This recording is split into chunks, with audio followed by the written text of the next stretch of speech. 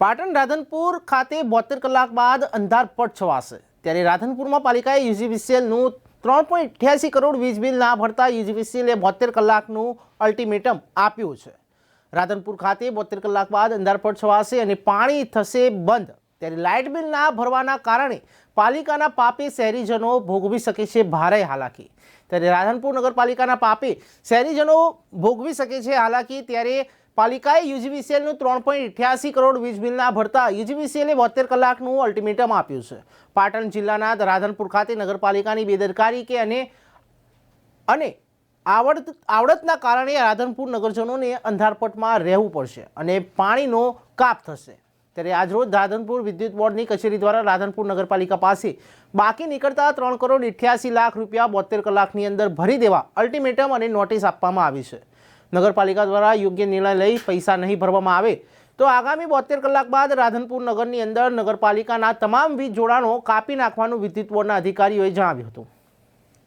તાજેતરમાં યુજીવીસીએલ કચેરી દ્વારા નગરપાલિકાને વીજ બિલ બાકી હોવાની જે નોટિસ આપેલી છે તેમાં હકીકત શું છે?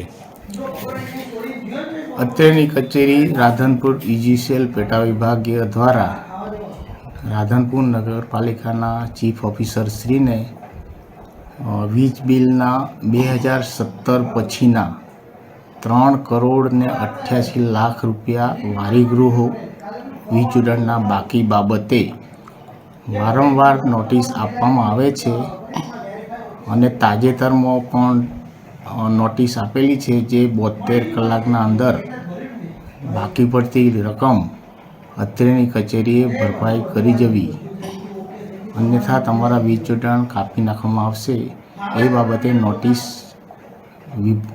અત્રેની કચેરી તેમજ વિભાગીય કચેરી દ્વારા પણ પાઠવવામાં આવેલ છે।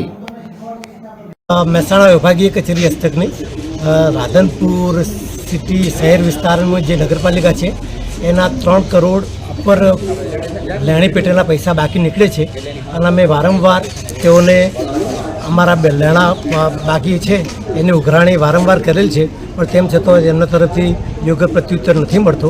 એના અનુસંધાને અમે નગરપાલિકાને 72 કલાકની નોટિસ આપી એમના બાકી જે પણ લેણા છે એ ભરપાઈ કરવા માટે જણાવેલ છે અને આવી નોટિસ અમે વારંવાર આપી છે તેમ છતાં એ લોકો ભરપાઈ કરી શકતા નથી।